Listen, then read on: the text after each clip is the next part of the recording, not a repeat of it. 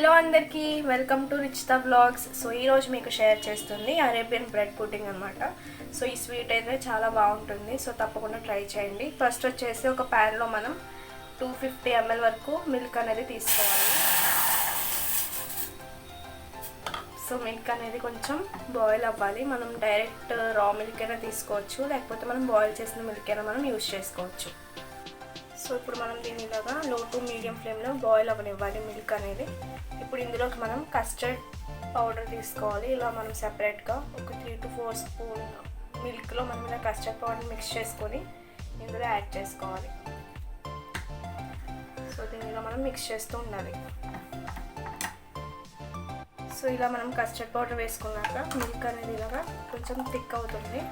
So ఇప్పుడు మనం ఇంట్లో మనం కొంచెం షుగర్ని యాడ్ చేసుకోవాలి. టేస్ట్కి ఒక 1 to 2 స్పూన్స్. షుగర్ ప్లేస్లో మనం హనీ ఆర్ కండెన్స్డ్ మిల్క్ అయినా వేసుకోవచ్చు. సో వెంటనే ఇంకా వేసాక కొంచెం మిక్స్ చేసుకొని ఆఫ్ చేసేసుకోవాలి. సో ఇప్పుడు మనం ఇలా బ్రెడ్ స్లైసెస్ని తీసుకుని వాటి యొక్క ఎడ్జెస్ అనేవి మనం కట్ చేసేసుకోవాలి.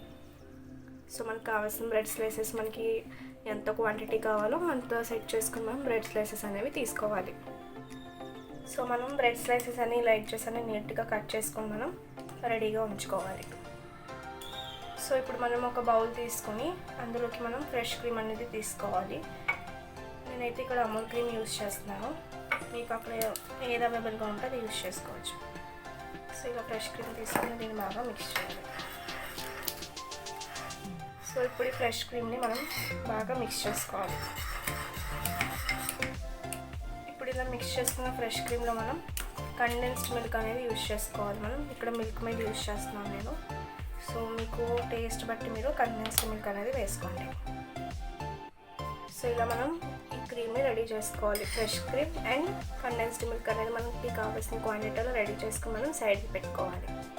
సో నెక్స్ట్ మనం రెడీ చేసి పెట్టుకున్న milk and custard powder plus అలాగే క్రీమ్ అనేది మనం పెట్టుకుని ఒక బౌల్ తీసుకుని మనం ఇలాంటిది కట్ చేసి పెట్టుకున్న బ్రెడ్ స్లైసెస్ ఉన్నాయి కదా, అవి మనం ఇలా ఈ బౌల్లో అరేంజ్ చేసేసుకోవాలి.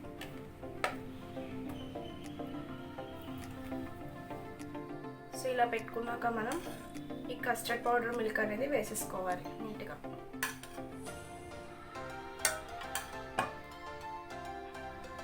సో ఇలా కస్టర్డ్ పౌడర్ వేసుకున్నాక ఒక లేయర్ పైన మళ్ళీ క్రీమ్ అనేది వేసుకోవాలి.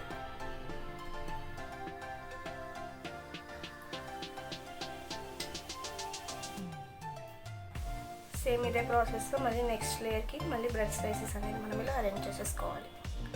నేను ప్రజెంట్ ఇక్కడైతే 2 లేయర్స్ or 3 లేయర్స్ చేస్తున్నాను. మీకు నచ్చిన క్వాంటిటీ అండ్ టేస్ట్ బట్టి మీరు చేసుకోండి.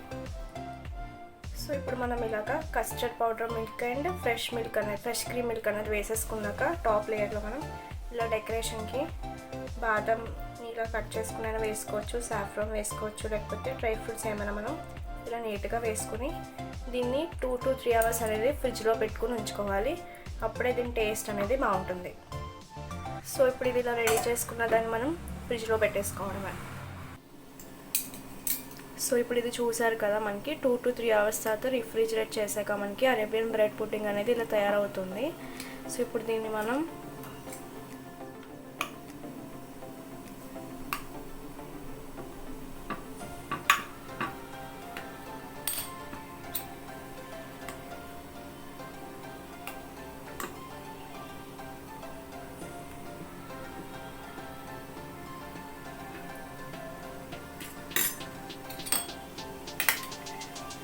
అరేబియన్ బ్రెడ్ పుడ్డింగ్ అనేది రెడీ అయిపోయింది. ఇంకా దీన్ని మనం తినేయడం. సరే కదా, మనకి అరేబియన్ బ్రెడ్ పుడ్డింగ్ అనేది మనకి రెడీ అయిపోయింది. స్వీట్ అయితే చాలా బాగుంటుంది. రిఫ్రిజిరేట్ చేసాక కూల్గా ఉంటుంది కాబట్టి టేస్ట్ కూడా తింటే ఇంకా బాగుంటుంది అన్నమాట. సో ఇలా లేయర్గా వేసుకుంటాం కాబట్టి సో తప్పకుండా ట్రై చేయండి.